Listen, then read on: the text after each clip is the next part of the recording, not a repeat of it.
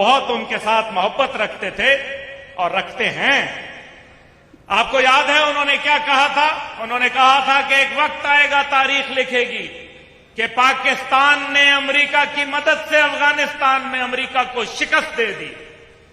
तो वो फौज कौन सी थी जिसने अमेरिका को शिकस्त दी?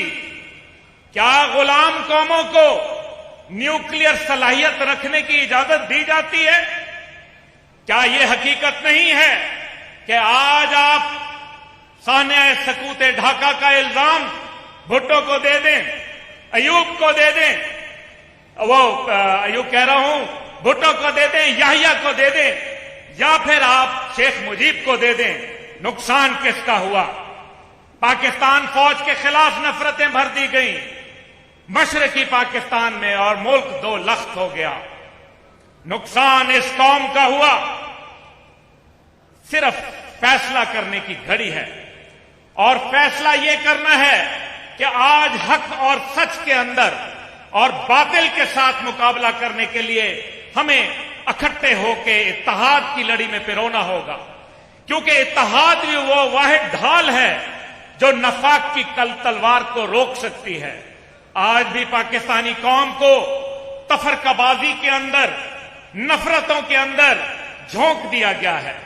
ये लोग तो चले जाएंगे, नुकसान पाकिस्तान का हो जाएगा।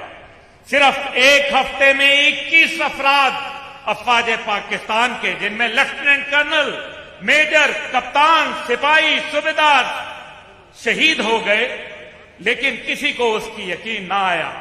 आज लोग मजमे लगाते हैं, कोई कहता है मैं 10 लाख लोग लाऊंगा, कोई कहता है मैं समुंदर लेके आऊंगा। किसी ने शहीदों के घर के अंदर जाके झांका, किसी ने कश्मीर के महाज के ऊपर जाने की कोशिश की, किसी ने इसराइल और भारत को ललकारने की कोशिश की। आज हमारी सलामती और बका सिर्फ इसके अंदर है कि दुश्मन आपको तकसीम दर तकसीम, वो अंग्रेजी में जो कहते हैं कि डिवाइड एंड रूल, वो डिवाइड एंड रूल का फॉर्मूला जो है वो अपनाए हुए हैं और ये इंतहाई खतरनाक सूरत हाल आ गई है।